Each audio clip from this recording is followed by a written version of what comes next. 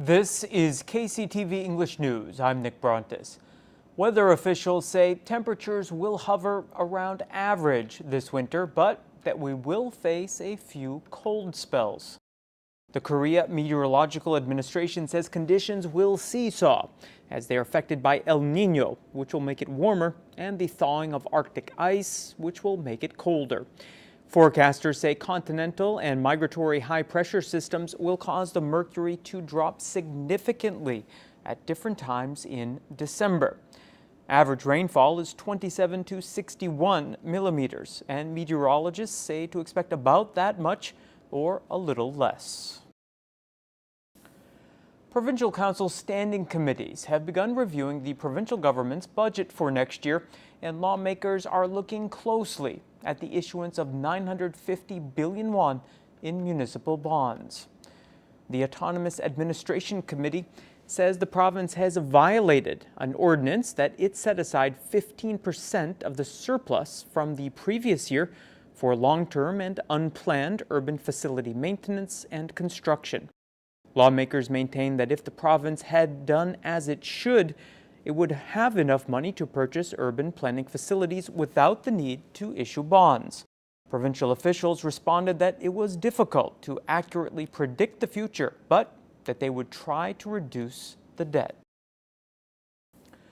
Landowners seeking the return of property that was expropriated for the Jeju resort-type residential complex have won a series of court cases. Jeju District Court Judge Lee Ui-jin has ruled in favor of an 87-year-old plaintiff surnamed Oh and his wife in a case they brought against the Jeju Free International City Development Center, challenging the transfer of land registration for the development. The court found that the Jeju complex is not considered an amusement park as defined by the National Land Use Planning Law, meaning there was a mistake when permission was granted for the project.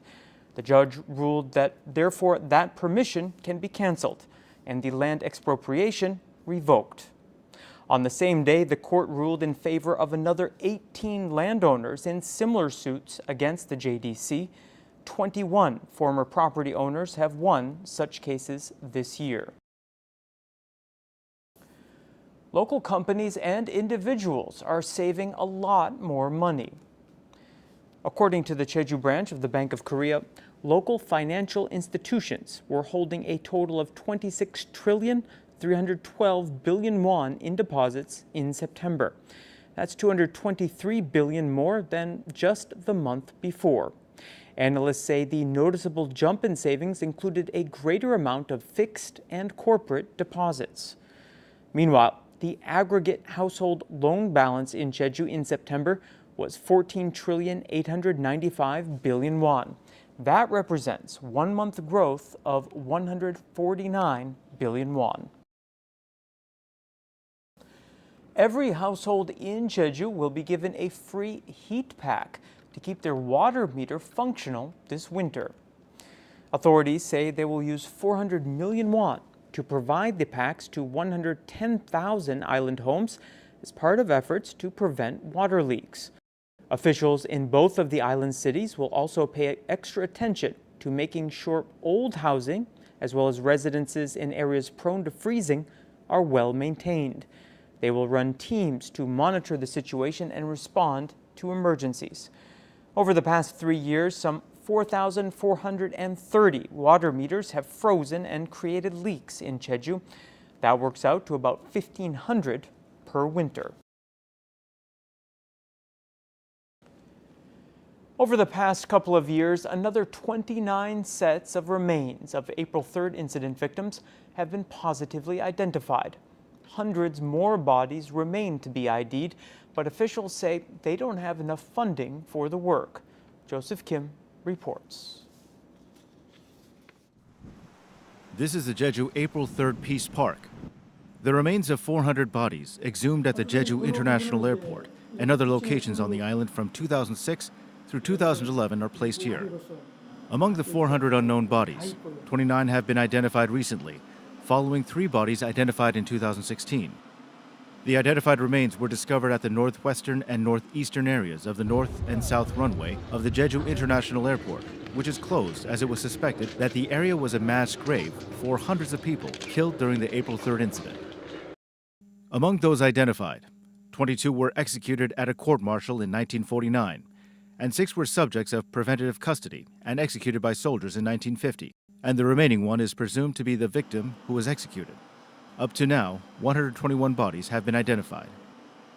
올해 같은 경우는 279분에 대한 유해 발굴한 것에 대해서 이제 유전자 감식 SNP 방식으로 해서 서울대학교 법의학 연구실에서 했고요. 금년 포함해 가지고 총 121분의 유족분들을 찾게 됐습니다.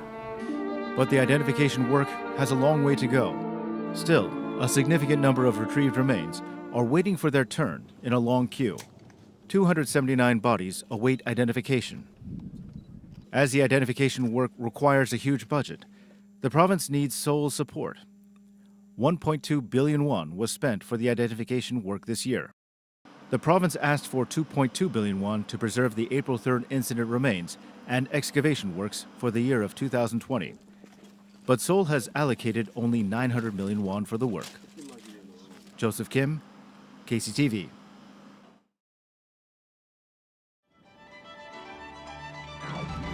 Enjoy a unique and modern take on the works of Gustav Klimt and Friedensreich Hundertwasser at the new Bunker des Lumières.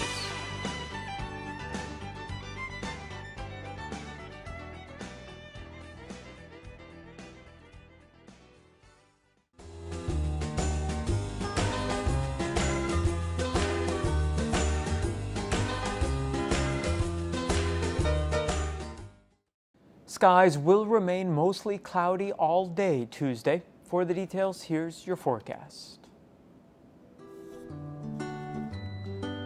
The morning low in Jeju City will be 12 and the afternoon high 19 degrees.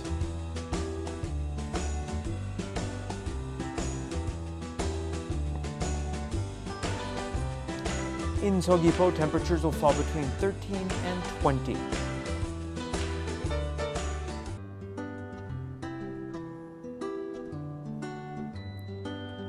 In Seongsan, the low before lunch will be 11 and the high later on 19 degrees.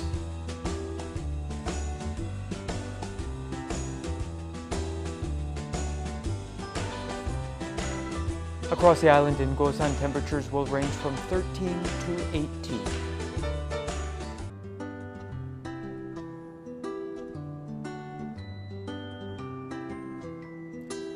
And the morning low up on the mountain at Songpanak will be 9 and the afternoon high 14 degrees.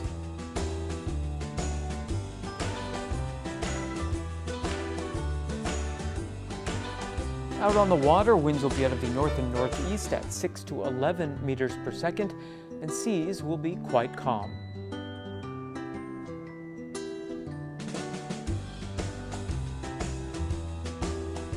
And here's a look at the extended forecast.